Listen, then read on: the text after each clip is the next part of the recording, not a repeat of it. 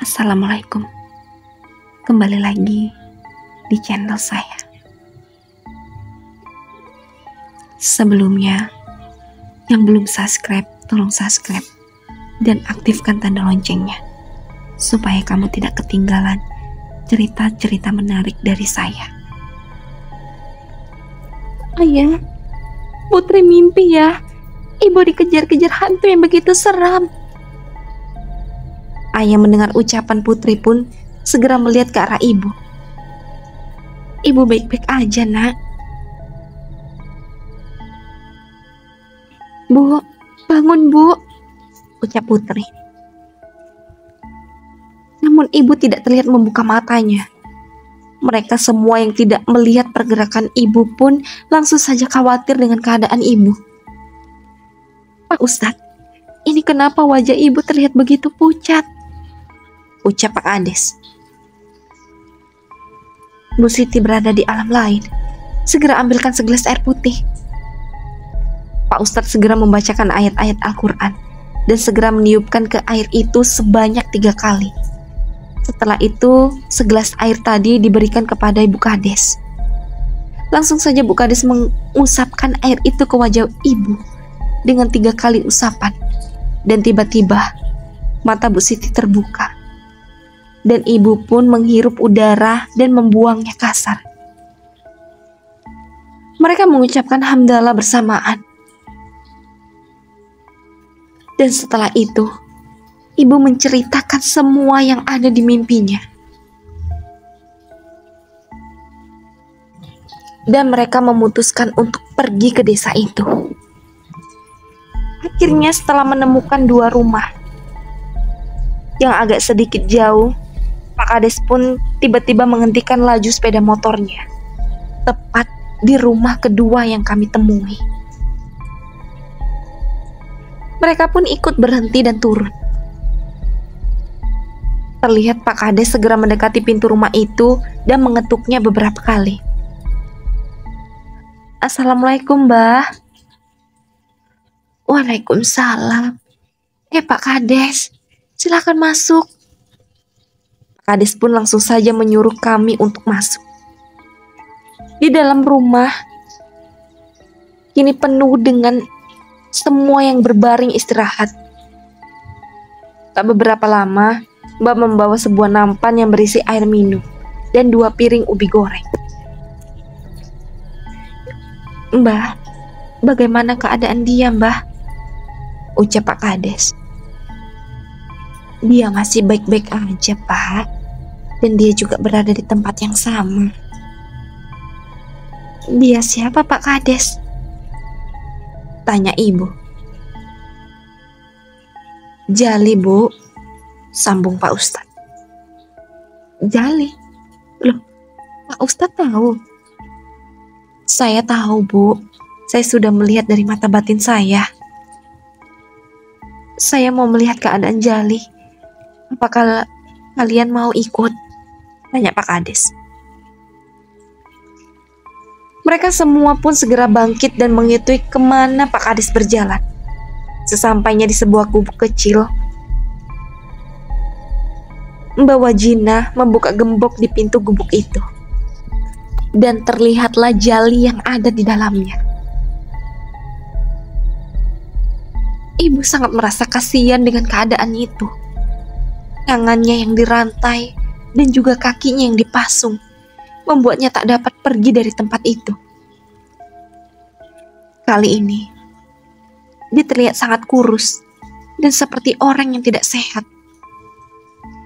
Ibu terus saja berjalan mendekatinya. Sampai tak terasa, ibu sudah tepat berada di hadapannya. Bu Siti, benarkah ini ibu? Ucap Jali. Iya, Jal, ini saya, jawab ibu. Bu, maafkan saya, Bu. Saya ingin bertobat. Saya merasa sangat bersalah pada keluarga ibu dan Pak Kades, ucapnya sambil meneteskan air matanya. Ibu pun seketika merasa sangat iba dengan kondisinya. Aku sudah memaafkanmu, Jali. Tanpa kau minta, aku sudah memaafkannya dari dulu. Ucapnya sambil memegang pergelangan tangan yang terasa sangat kurus. Sebaiknya lepaskan saja dia, Pak. Maafkanlah segala kesalahannya. Kita tidak boleh berlarut-larut dalam dendam. Mungkin yang dilakukannya memang masih dalam kesadarannya, tapi dia juga sudah menyesalinya. Maafkan saja, ucap Pak Ustadz kepada Pak Kades. Pak Kades pun langsung tertunduk dan melihat Pak Kades meneteskan air matanya. Pak Kades segera saja mendekati Jali dan memeluknya. Maafkan Bapak, Jali. Kamu jadi seperti ini karena aku, ucap Pak Kades. Tangan Jali yang diikat itu tidak bisa membalas pelukan Pak Kades. Jali pun menangis di pelukan Pak Kades. Setelah Pak Kades selesai, ia pun segera merogoh saku celananya dan dipegangnya sebuah kunci. Pak Kades pun membuka satu persatu kunci yang ada di pasung itu. Dan tak berapa lama, akhirnya Jali sudah bebas. Tak ada ikatan lagi di tangannya. Semua laki-laki yang ada di situ membantu Jali berjalan, karena beberapa bulan dipasung membuat Jali kesulitan untuk berjalan. Pak Kades dan ayah memapah Jali menuju kamar mandi dan segera memandikan Jali. Karena sudah lama Jali tak menyentuh air dan mandi karena dia dipasung. Setelah selesai, Jali pun berganti baju dengan baju yang dibawa Pak Kades. Kini Jali sudah di hadapan kami dan kami berkumpul bersama.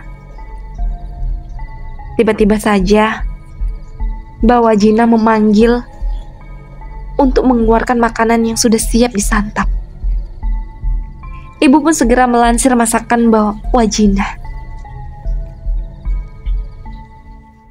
Setelah beres, mereka semua makan bersama.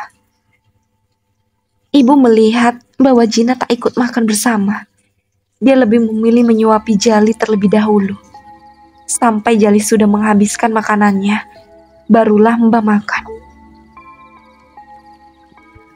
Ternyata selama ini Mbak Wajina sangat menyayangi Jali dan sudah menganggapnya seperti anaknya sendiri. Setelah malam berlalu, mereka semua beristirahat dan keesokan harinya mereka bergegas untuk bersiap-siap untuk mengungkapkan masalah ini. Mereka terlebih dahulu berpamitan dengan Mbak Wajina dan juga Jali. Mereka langsung pergi meninggalkan rumah Mbah Wajina. Mereka berjalan di bawah pepohonan yang rimbun. Jalan yang mereka sangat terlihat sejuk karena pohon yang besar dan rimbun ini membuat matahari susah untuk masuk dari celah-celah dedaunan. Rumah warga di desa ini memang tidak banyak. Cuma saja karena jaraknya yang berjauhan membuat desa ini sepertinya luas.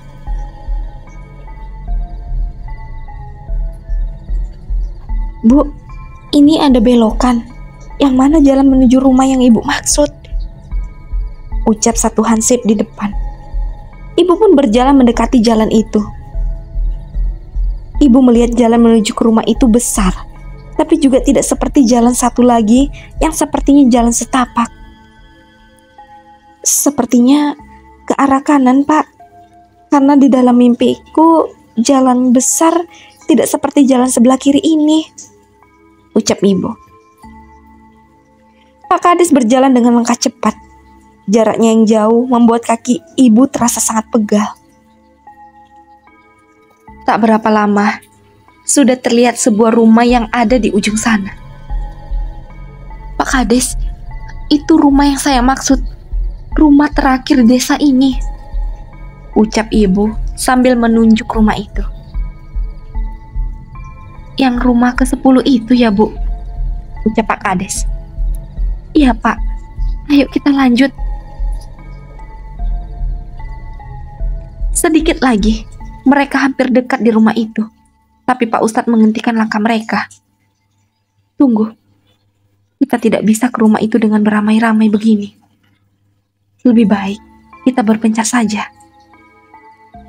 Oke, baik, Pak. Pak Kades dan Hansip melalui jalur depan, sedangkan saya bersama Pak Hansip lainnya dari belakang. Pak Ustadz, Putri, Bu Kades, dan Ibu memencar jadi 2 area di samping rumah itu, ucap ayah. Kami pun memahami arahan ayah dengan segera. Pak Kades dan Hansip mencoba mengetuk pintu. Permisi, Assalamualaikum, ucap Hansip. Mereka yang berada di samping rumah mendengar derap kaki melangkah ke arah Pak Kades. Waalaikumsalam. Suara kakek-kakek yang ada di balik pintu. Loh, bukannya kakek yang pernah saya tabrak waktu itu? Ucap Pak Kades sambil mengingat-ingat. Iya, benar. Ayo, silakan masuk, ucap kakek itu. Melihat Pak Kades dan Hansip itu masuk rumah, Ibu dan Putri segera mengintip dari celah dinding rumah itu. Dilihatnya Pak Kades duduk di tikar, dan tak lama kakek itu datang sambil membawa nampan. Tak apa yang mereka bicarakan di dalam, dan Putri tidak mendengar suara apapun. Sampai akhirnya Pak Kades dan Hansip itu meminum teh yang dibuat kakek itu. Ibu dan Putri melihat Pak Kades yang tiba-tiba ambruk tak sadarkan diri, dan tampak Hansip itu mengalami hal serupa dengan Pak Kades. Kakek itu langsung memeriksa Pak Kades dan Hansip secara bergantian, dan dia pergi meninggalkan mereka. Tak beberapa lama, kakek itu datang bersama wanita yang ada di dalam mimpi kemarin. Bu, bukankah itu suster yang udah merawat ayah kemarin? Ucap Putri. Iya, nak. Dialah orang yang sudah mengambil mayat Mbak Lili. Putri pun terkejut mendengar penuturan itu. Mulutnya menganga. Pak Kades dan Hansip itu diseret makin masuk ke dalam rumah, sehingga ibu tidak dapat mengintipnya lagi dari celah dinding. Ibu mengajak Putri untuk segera menemui Pak Ustadz, Bu Kades, dan ayah. Sesampainya di belakang, ibu tak menemukan ayah dan Hansip satu lagi. Ibu pun langsung memutar. Terlihat wajah Bu Kades seperti orang yang sangat khawatir. Bu, kemari, ucap Bu Kades. Ibu pun langsung mendekatinya. Kenapa wajahnya terlihat cemas, Bu? Ucap ibu. Ibu khawatir sama Bapak, Bu. Sepertinya mereka memberikan sesuatu ke minum Bapak. Ibu takut Pak Kades diracuni oleh kakek itu.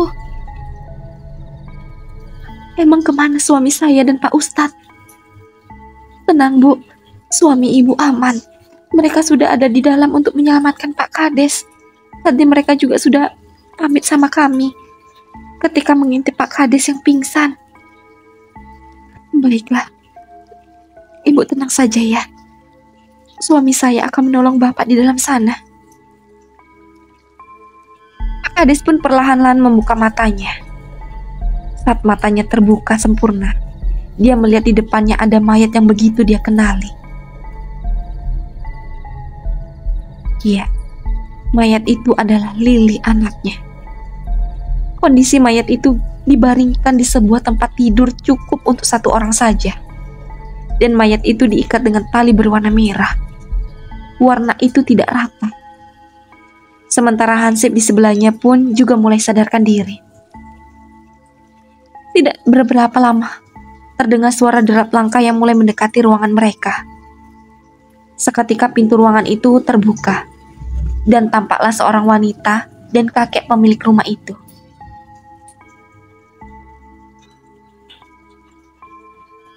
Siapa kamu? Apa salah saya dan anak saya, sehingga kau menyiksanya, walaupun sudah dalam keadaan mati? Tenang Pak Kades, jangan marah-marah. Perkenalkan, nama saya Cinta, dan ini kakek saya. Dia adalah dukun terhebat di kampung ini. Bukankah kamu suster yang ada di puskesmas waktu itu? Tanya Pak Kades.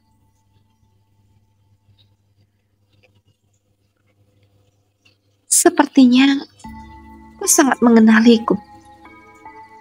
Darso. Dari mana kau tahu nama asliku? Kau tak perlu tahu dari mana aku mengetahui namamu. Aku tahu tentang kalian semua. Coba katakan, apa masalahmu pada kami? Darso, dasar lelaki tua bangka. Sampai sekarang kau tak menyadari kesalahanmu. Coba kau ingat-ingat lagi. Apa yang telah kau lakukan kepada lelaki yang sudah lama aku cintai? Ucap Cinta sambil memperlihatkan foto Jali di tangannya. Jali? Oh, jadi karena Jali kau membuat ini semua? Tentu saja iya. Kaulah yang telah membunuh Jali. Aku akan juga membunuhmu. Kau telah merebut cintaku. Dan juga anakmu ini juga telah membuatnya jatuh hati. Sampai-sampai Jali tak pernah melirikku dan memperhatikanku. Asal kau tahu Cinta, Jali belum mati. Jali masih hidup. Aku tak setega dia yang telah membunuh putriku. Jangan kau berbicara bohong. Aku sudah tidak melihat Jali di desa itu. Aku juga sudah tidak melihat dia di kantormu. Apalagi kalau dia sudah mati dan kau kuburkan pastinya. Dia masih hidup dan dia ada di desa ini. Lebih baik lepaskan saja aku. Aku akan membawamu pada Jali. Setan, aku sudah tidak percaya padamu Darso. Sudah menyiksa putrimu ini. Dan sekarang gantian giliranmu. Bersiap-siaplah. Kau akan menyusul putrimu ini. Ucap Cinta yang sudah mengarahkan pisau tepat di depannya Pak Kades. Ayah yang sedari tadi bersembunyi di ruang yang sama langsung saja menangkap Cinta dan merebut pisau yang ada di tangannya. Sedangkan Hansip satu lagi segera menangkap kakek dengan sigapnya. Ayah segera mengikat tangan dan kaki Cinta. Setelah itu mengikat kakek itu juga. Langsung saja Pak Kades dan Nasib yang diikat pun dilepas oleh ayah. Terima kasih Pak. Jika kalian tidak ada, pasti saya sudah tewas di tangan perempuan itu. Iya Pak, sama-sama. Saya mau keluar dulu Pak, untuk memanggil istri saya, Bu Kades dan Pak Ustadz di luar sana. Ucap ayah berpamitan. Ya sudah Pak, saya dan Hansip yang akan mengawasi mereka. Langsung saja ayah meninggalkan mereka dan menuju arah belakang. Dibuka pintu belakang rumah ini dan ayah segera keluar mencari istri dan yang lainnya. Bu, Pak Ustadz, Bu Kades, Putri, ayo masuk. Ibu yang melihat ke arah ayah langsung saja berlari. Ayo masuk sekarang. Mereka mengikuti kemana ayah berjalan. Dan tiba di depan ruangan tadi, Bu Kades yang berekang langsung saja berlari mendekati mayat Lili anaknya itu. Bu Kades tak dapat mendung air matanya. Dia menangis dan segera saja memeluk mayat Lili. Di saat menyentuh mayat itu, tangan Bu Kades seperti terbakar. Sudah Bu, jangan sentuh mayat itu lagi. Karena yang mengikatnya itu adalah mantra. Jadi harus kita hilangkan dulu mantra itu. Baru bisa kita membawa mayat Lili. Ya sudah Pak, semua saya serahkan pada Bapak saja. Pak Ustadz pun langsung duduk bersila membaca ayat-ayat Al-Quran dan dibantu doa oleh semua orang yang ada di ruangan ini, terkecuali Cinta dan kakek. Dan tak beberapa lama, ikatan tersebut terlepas dengan sendirinya. Dan saat itu juga, arwah Lili pun muncul di dekat Cinta. Semua orang yang ada di ruangan itu langsung melihat ke arah arwah Lili. Putri, Pak Ustadz, terima kasih sudah mau menolongku. Sudah terbebas. Aku ingin tenang, ucap Lili. Iya Lili, itu sudah kewajiban kami membantu, jawab Pak Ustadz. Ibu, Bapak, Lili sangat menyayangi kalian. Kuburkanlah kembali jasad Lili, Pak, Bu, biar Lili tenang di sana. Lili akan bahagia bersama suami Lili di alam sana. Ikhlaskan kepergian Lili ya, Bapak. Ibu, kalian bisa jalani hari-hari tanpa Lili. Kalian orang tua terhebat, ucap Lili, dan langsung mulai memudar di bawah embusan angin. Bu Kades mendengar ucapan Lili tadi, sepertinya ia menjadi tegar. Air mata yang menetes tadi kini sudah tak ada lagi. Sedangkan Pak Kades pun juga tidak terlihat menangis sepertinya. Dia sudah kuat terlebih dahulu. Dua hansip yang ada di ruangan itu memutuskan untuk keluar mencari pertolongan di desa itu.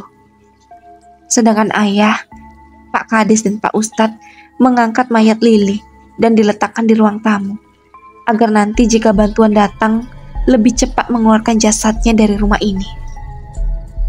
Dan benar saja, tak beberapa lama sudah banyak warga berkumpul di rumah kakek. Mereka membantu membawa jasad Lili dengan tandu, dan juga beberapa membawa kakek dan Cinta untuk ikut menyaksikan. Sampai di rumah Mbak Wajina, Pak Kades segera memapa jali menuju hadapan Cinta. Lihatlah Cinta, Jali sekarang masih hidup. Aku tidak pernah membohongi siapapun.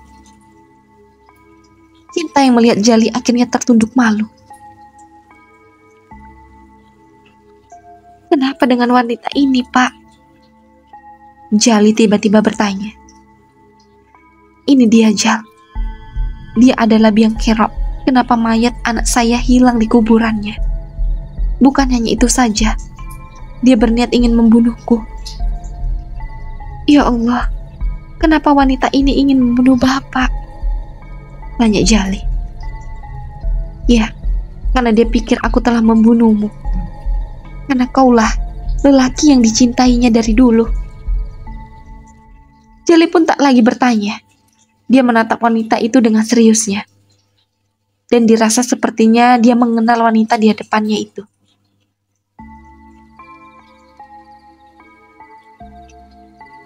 Mayat Lili pun akhirnya dikembalikan ke makamnya.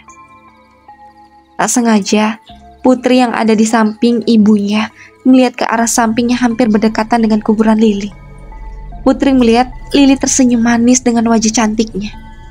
Dan setelah itu, dia pun hilang dengan searah hembusan angin. Yang masih penasaran, lanjut ke part selanjutnya. Dan jangan lupa aktifkan tanda loncengnya dan subscribe. Assalamualaikum.